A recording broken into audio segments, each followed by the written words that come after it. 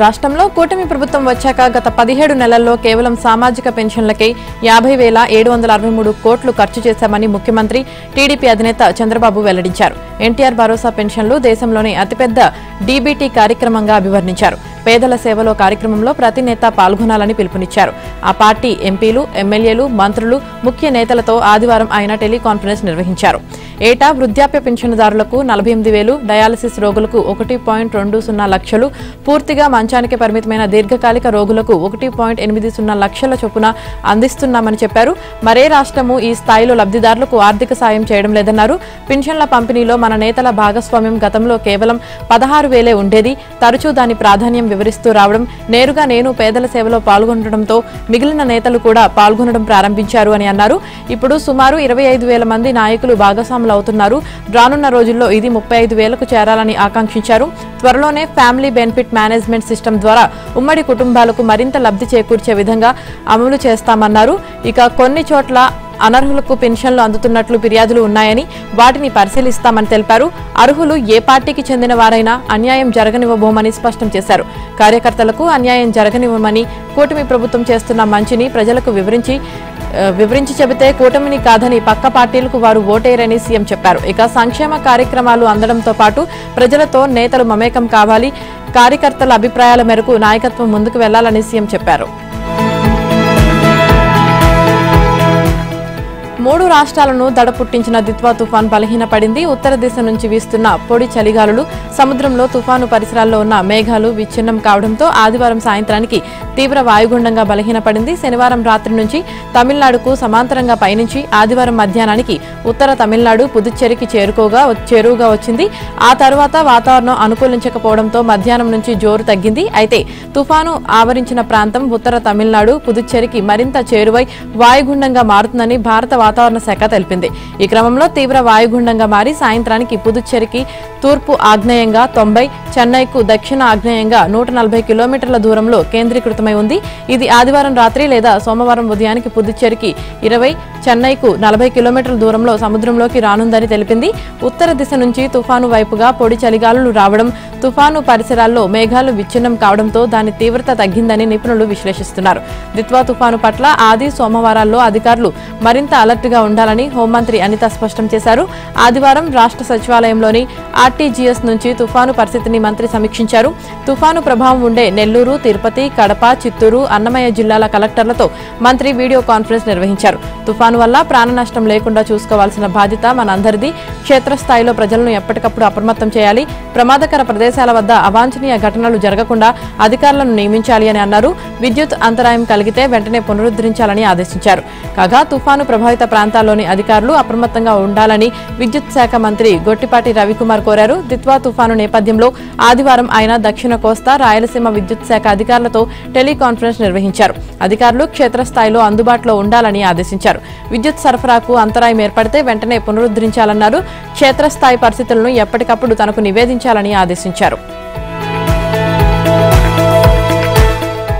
ఛత్తీస్గఢ్లోని దంతేవాడ జిల్లాలో 37 మంది మావోయిస్టులు ఆదివారం లొంగిపోయారు. వారిలో 12 మంది మహిళలు ఉన్నారు. లొంగిపోయిన వారిలో 27 మందిపై 65 లక్షల రివార్డు ఉంది. ఈ సందర్భంగా జరిగిన మీడియా సమావేశంలో దంతేవాడ ఎస్పీ గౌరవ్ రాయ్ మాట్లాడుతూ ఆదివారం లొంగిపోయిన వారిలో కుమాలి అలియాస్ అనిత, గీత అలియాస్ లక్ష్మి, రంజన్ అలియాస్ సోమ, భీమా అలియాస్ జహాజ్ ఒక్కొక్కరిపై 8 లక్షల రివార్డు ఉందన్నారు. ఛత్తీస్గఢ్ ప్రభుత్వం చేపట్టిన పూనా మార్గం కార్యక్రమంలో భాగంగా వీరంతా లొంగిపోయారన్నారు. వీరందరికీ తక్షణ సాయంగా 50,000 నగదును అందిస్తారు. వ్యవసాయ భూమి కేటాయింపు, నైపుణ్య అభివృద్ధిలో శిక్షణనిస్తారని చెప్పారు.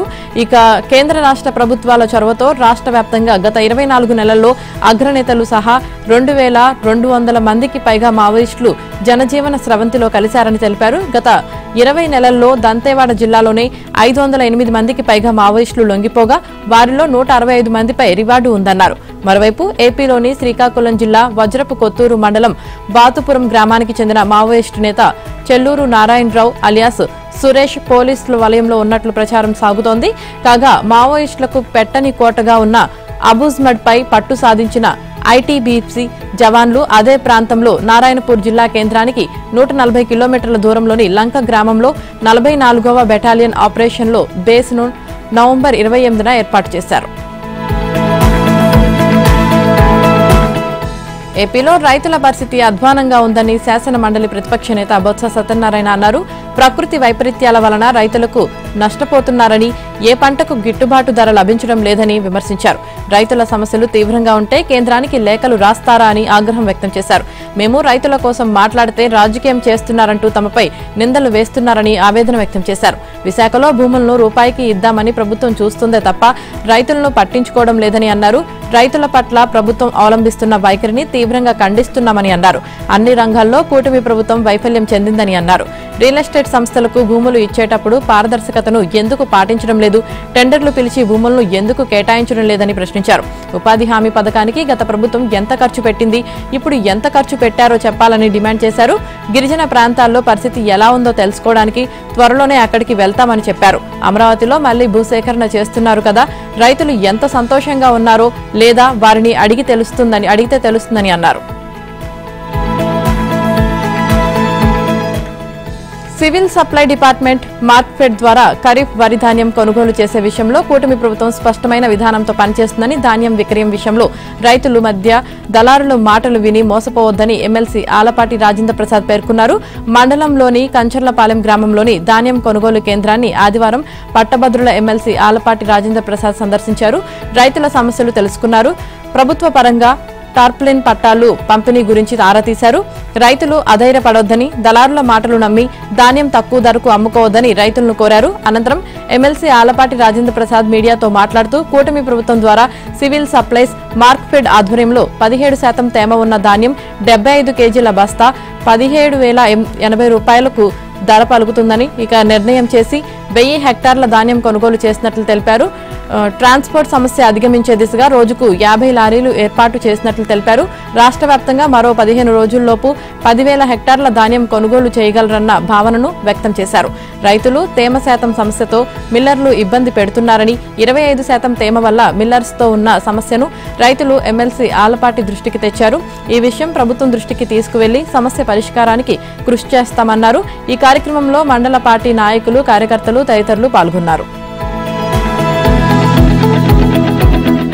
గుంటూరు జిల్లా తెనాలి నియోజకవర్గం కొల్లిపర మండలం శివలూరు గ్రామంలో అధికారులపై మంత్రి నాదెండ్ల మనోహర్ అసహనం వ్యక్తం చేశారు. ఆదివారం సాయంత్రం గ్రామానికి చెందిన సుమారు 580 బస్తాల రైతుల ధాన్యం తరలింపుకు సిద్ధంగా ఉన్న కూలీలు లేరని అధికారులు చెప్పడంతో ధాన్యం ఎత్తితేనే ఇక్కడి నుంచి వెళ్తానని మంత్రి నాదెండ్ల మనోహర్ భీష్మించారు. సబ్ కలెక్టర్ సంజనా సింహ విషయం తెలుసుకుని అప్పటికప్పుడు 2 లారీలను పంపించగా అత్తోటకు చెందిన 15 మంది జనసేన కార్యకర్తలు బస్తాలను స్వయంగా మోసి లారీలకు ఎక్కించారు. సాయంత్రం నుండి రాత్రి సుమారు 7 గంటల వరకు అక్కడే ఉన్న మంత్రి నాదెండ్ల ధాన్యం తరలించిన తర్వాత అక్కడి నుంచి వెళ్లారు. ముఖ్యమంత్రి చంద్రబాబు నాయుడు, ఉప ముఖ్యమంత్రి పవన్ కళ్యాణ్ సూచనలతో ధాన్యం కొనుగోళ్లపై వ్యవసాయ శాఖ, రెవెన్యూ శాఖ, పౌర సరఫరాల శాఖ 3 శాఖల సమన్వయంతో క్షేత్రస్థాయిలో రైతుల వద్దకు పర్యటిస్తున్నామని, గత ప్రభుత్వం కంటే 10 రెట్ల ధాన్యాన్ని కొనుగోలు చేయటమే కాక 24 గంటల్లో రైతుల ఖాతాల్లోకి నగదు జమ చేశామని, ప్రతి రైతును ఆదుకోవటం మా బాధ్యతని, వర్షానికి కొంతమంది రైతులు దళారులకు అమ్ముతున్నారని, దయచేసి దళారులకు అమ్మవద్దని మంత్రి తెలిపారు. మహాకవి గురజాడ అప్పారావు వర్ధంతి సందర్భంగా విజయనగరంలో పలువురు న్యాయమూర్తులు, కవులు, కళాకారులు, రచయితలు, వివిధ విభాగాలకు చెందిన ప్రముఖులు ఘన నివాళులు అర్పించారు. పలు సంస్థలు నగరంలో ర్యాలీలు నిర్వహించి గురజాడపై తమకున్న అభిమానాన్ని చాటుకున్నారు. జిల్లా పరిషత్ సమావేశ భవనంలో సాహితీ స్రవంతి జన విజ్ఞాన వేదిక నిర్వహించిన సాహిత్య సదస్సులో తెలకపల్లి రవి అధ్యక్షతన పలువురు రచయితలు గురజాడ రచనా వైభవాన్ని కొనియాడారు.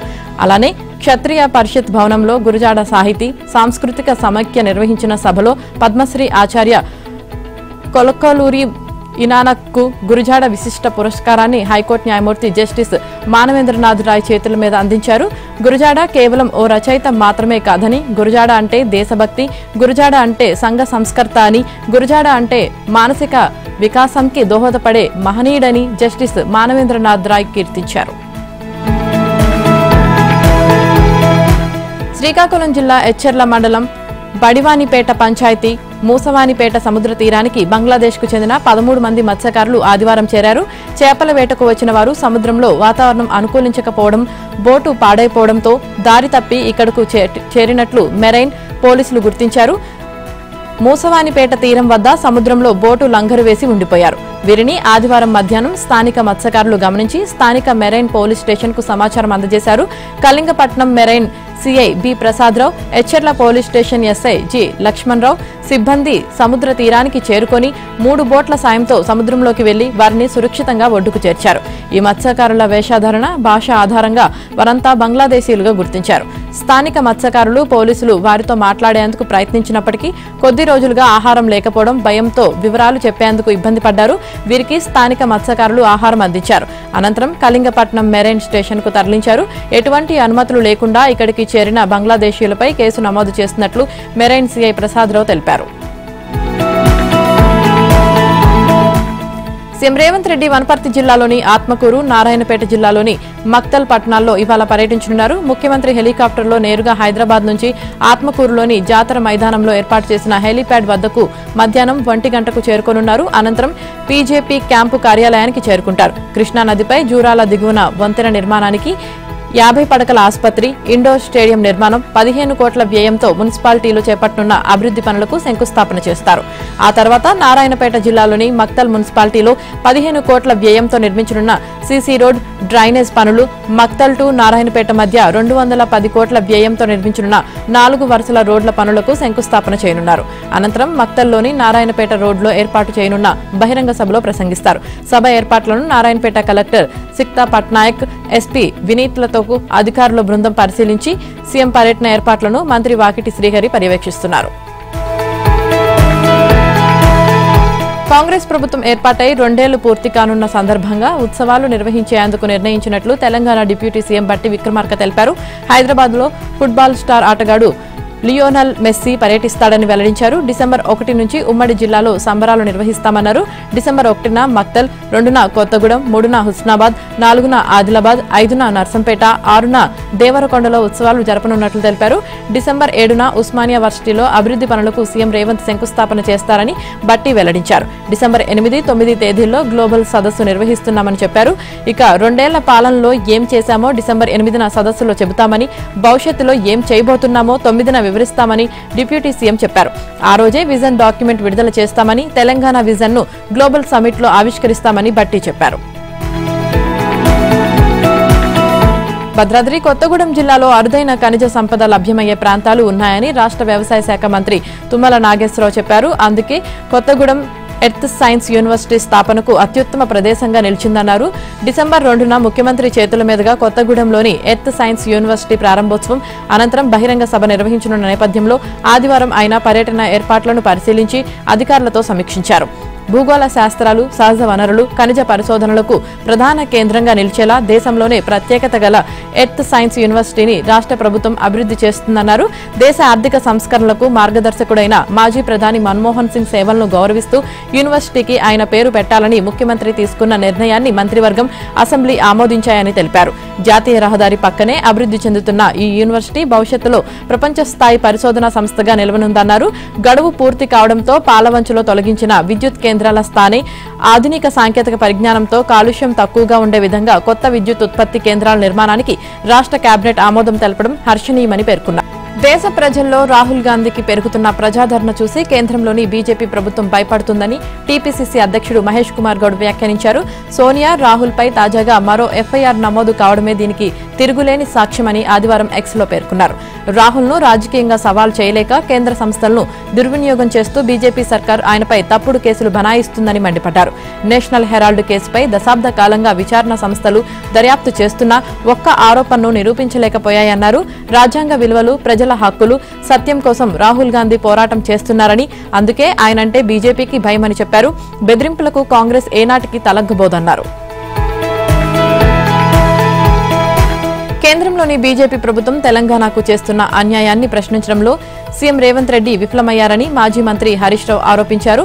మాజీ ఎమ్మెల్యే జైపాల్ యాదవ్ ఆధ్వర్యంలో కల్వకుర్తి నియోజకవర్గానికి చెందిన పలువురు బీజేపీ నాయకులు బీఆర్ఎస్ లో చేరారు. రాష్ట్ర ప్రయోజనాలు హక్కులను కాపాడటంలో కాంగ్రెస్ ప్రభుత్వం పూర్తిగా చేతులెత్తేసిందని విమర్శించారు. 8 మంది బీజేపీ ఎంపీలున్న రాష్ట్రానికి ఒక్క మెడికల్ కాలేజీ తేలేకపోయారన్నారు. ఉత్తరాది రాష్ట్రాల రైతులకు ప్రయోజనం కలిగించడంలో ఉన్న ప్రేమ తెలంగాణ రైతాంగం పట్ల బీజేపీకి లేదని, అందుకే కేంద్రం గోదాములకు ఇచ్చిన మద్దతు ధరను వరికి కల్పించడం ఆవేదన వ్యక్తం చేశారు. కాంగ్రెస్ పాలనలో రైతులకు అడుగడుగునా ఇబ్బందులు తప్పడం లేదన్నారు. రాష్ట్ర వ్యాప్తంగా 1,46,00,000 ఎకరాలకు రైతు భరోసా ఇవ్వాల్సి ఉన్నప్పటికీ 70 లక్షల ఎకరాలకు ఎగ్గొట్టేందుకు కుట్ర చేస్తున్నారని ఆరోపించారు. దిత్వా తుఫాను నేపథ్యంలో నెల్లూరు కలెక్టరేట్లో అన్ని ప్రభుత్వ శాఖల అధికారులతో మంత్రి ఆనం రామనారాయణ రెడ్డి సమీక్ష నిర్వహించారు. ప్రత్యేక అధికారి యువరాజ్, జేసీ వెంకటేశ్వర్లు, ఎస్పీ అజిత్ పాల్గొన్నారు. ఏపీ ప్రభుత్వం దిత్వా తుఫాను ప్రభావ నష్టాన్ని తగ్గించేందుకు అన్ని చర్యలు చేపడుతుందని ఆనం అన్నారు. సీఎం చంద్రబాబు ప్రతి గంటకోసారి మంత్రులు, ఇన్ఛార్జి మంత్రులు, అధికారులతో సమీక్షిస్తున్నారని చెప్పారు. తుఫాను ప్రభావాన్ని ముందుగా అంచనా వేసి చర్యలు చేపట్టడం జరుగుతుందని తెలిపారు. ఇటీవల మోంతా తుఫాను సమయంలో ప్రభుత్వం చేపట్టిన ముందస్తు చర్యలతో నష్టాలను చాలా మటుకు నివారించామని తెలిపారు. ఇక దిత్వా తుఫాను తీరం దాటాక కూడా 2-3 రోజులు భారీ వర్షాలు కురిసే అవకాశం ఉందన్నారు. ప్రస్తుతం నెల్లూరు జిల్లాలో జలాశయాలు, రిజర్వాయర్లు, చెరువులు భారీ వర్షాలను తట్టుకునే పరిస్థితిలో లేవని అన్నారు. అధికంగా వచ్చే నీరంతా నదుల ద్వారా సముద్రానికి చేరాల్సి ఉందని, ఇరిగేషన్ అధికారులకు ఆ మేర ఆదేశాలు ఇచ్చామని చెప్పారు. వర్షాల అనంతరం గ్రామాలు, పట్టణాల్లో పారిశుద్ధ్య చర్యలు చేపట్టాల్సిందిగా సూచించామని తెలిపారు.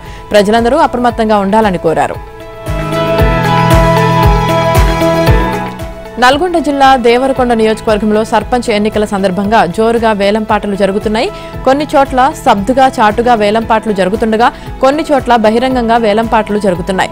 సర్పంచ్ పదవులకు వేలంపాటలు నిర్వహించడంపై ఎన్నికల సంఘం చేసిన హెచ్చరికలు బేఖాతరవుతున్నాయి. వేలంపాటలో గెలిచిన వారికి సర్పంచ్ పదవులు సొంతమవుతున్నాయి.